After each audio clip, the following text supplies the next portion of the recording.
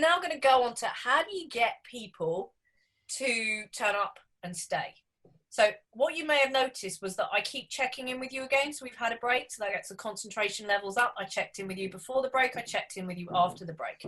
This gives me a chance, as somebody who's leading it, to make sure that I'm delivering the right content at the right time.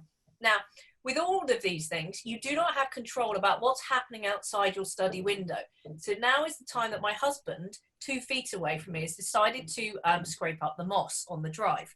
So with these things, they happen, you know, and just get over it and just carry on. The show must go on. And I'm just telling you that in case you hear some really strange scraping noises. At least my daughter's not chucking a ball against the wall, which she has done on previous webinars. So how do you get people to turn up? Now, this all goes back to your purpose. So if you're trying to get prospects that you want to get over the line, Ashley, would you ring some people that you want to get over the line on a webinar? Definitely. Yeah. Ring them beforehand, ring them afterwards. You know, if they're important to you and it would really help you them to be there, ring them up beforehand. Because there's nothing quite like somebody ringing you up to go, are you still coming? To put a level of urgency on. It's a lot easier to not turn up if all you're letting down, or if you're only letting someone down by email. Now we actually send them a reminder on the morning and 5 minutes before the webinar starts. And we try and remember to put the dial-in details so that they can just click on it. Make it easy. Now we have swapped what we do. We no longer actually give people a recording. Now, and we say to people, you've got to attend. Now, if people email us afterwards and say, oh, can I have a recording? I'm sorry, I missed it. Ashley will send them a recording because it gets a nice bit of reciprocity. It's very nice, isn't it, Ashley? Yep. And you'll follow it up with a phone call, won't you? Exactly. Because they're interested enough to ask for a recording. So it's a way of us seeing what their level of commitment is. Now, on the other side of the business, we're now putting the recordings in our paid for membership site. So if anybody wants the recording that they didn't turn up for, they have to join and pay their $1 and become part of Progress to Partner.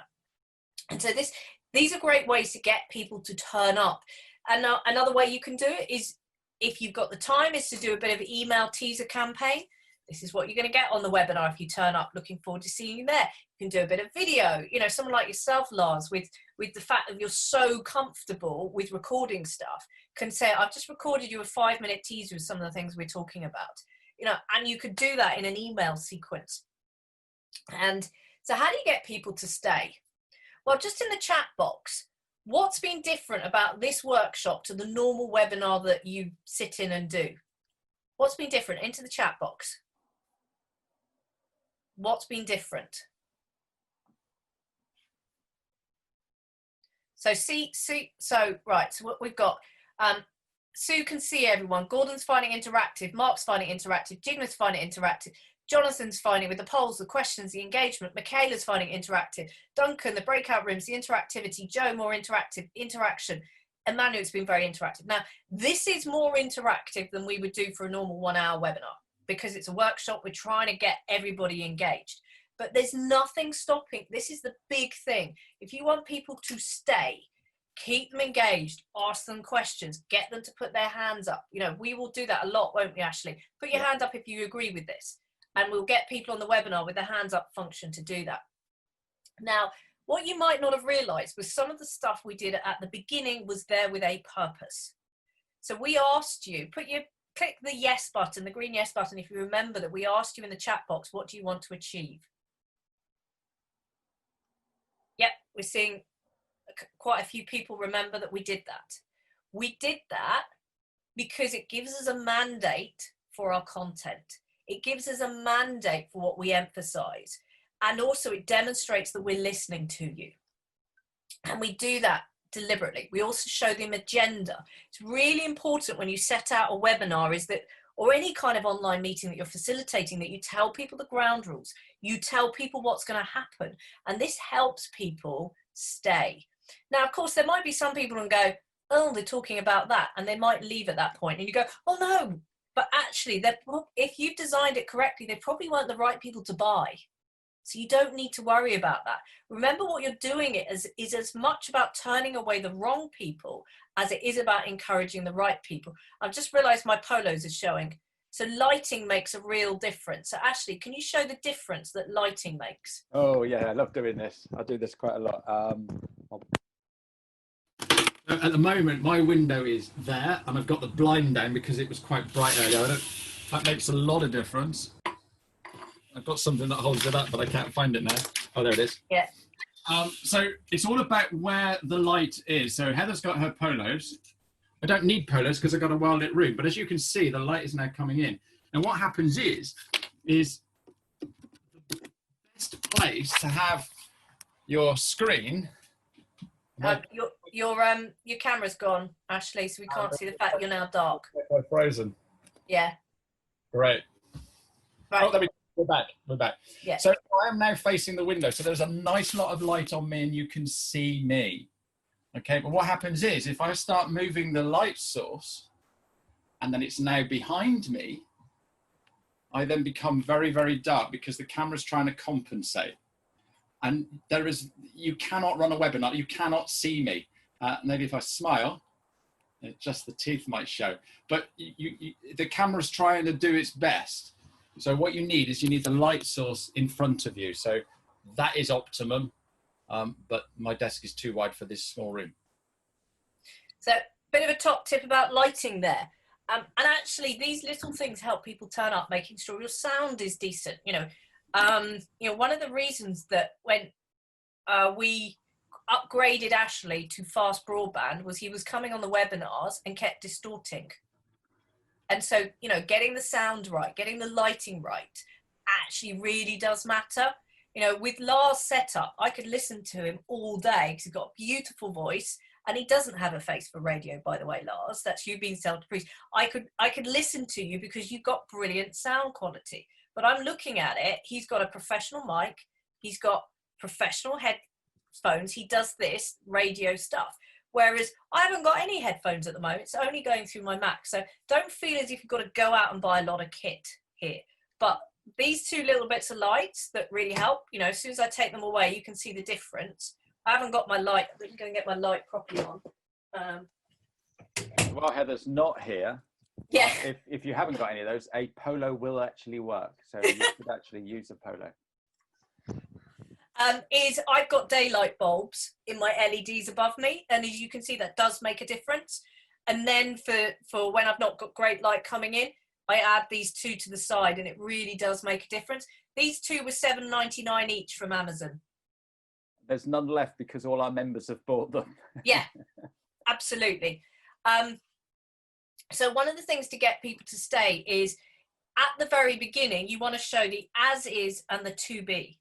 And if you notice, we spent quite a bit of time right at the beginning of this webinar showing you the as is and to be. This was the stuff that we got from analysis. Why is it hard to generate? We knew it was about generating more recurring income right now for accountants. We showed them the as is right at the very beginning of this. We showed why it's difficult. We showed the challenges, and we are positioning the club as an answer to your solution by this. We also showed the to be. What could happen if you got this right? Now, this is the thing to remember, is when you're wanting to think about the content, is remember you're wanting to position, let's go back to that cash flow thing, you're wanting to position yourself as the solution. Now, we've been there, Ashley, haven't we, where we've heard somebody talk like this, and it goes on like this, and it's really quite boring. Just press the no button if you've been on webinars and thought about falling asleep when you've had somebody talk really, really like this, and it's just like this. You've got to actually inject some energy in your voice. Lars, you do that, don't you? Because you've got that radio voice, and I'm guessing that your voice normally isn't quite as energized. Am I right? You're on mute, you Lars. Hello, sorry. No. Generally, you have to with radio. You have to be quite uplifting and very like to talk a lot. Yeah, you've actually got to emphasize the contrast, don't you? You've got to have the quiet moments and the loud moments, and you've got to put a bit of pace variation in. And you know, that's why Ashley and I banter a lot, because A, it shows that we're having fun, but B, it just gives a little bit more interest, a little bit more excitement. And so you've got to, as Lars said, you've got to inject that energy, you've got to inject a little bit more pace, but also a bit more variety. And just as if you were standing at the front of the room. And it's a lot harder to do it when it's you and the computer, and that's a skill. And I often imagine that there is people out there. I have my fans, they're out there.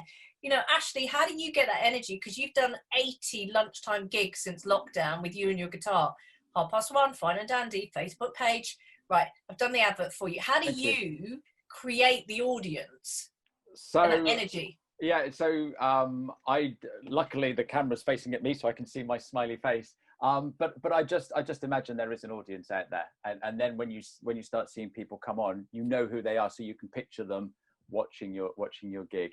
But it is also the interaction, because they then put comments back to you, which is great, which is why Heather keeps asking questions and stuff like that. Press this button, press that button, because that's basically, yes, you're all awake. And this is great because some of you have turned your videos on. We can see that you're engaged. And again, that running a workshop is really difficult, because virtually in a normal workshop, you're in a room and you're bouncing off everybody. So you've really got to try extra hard on this. And this is why we've got the video open and lots of interaction.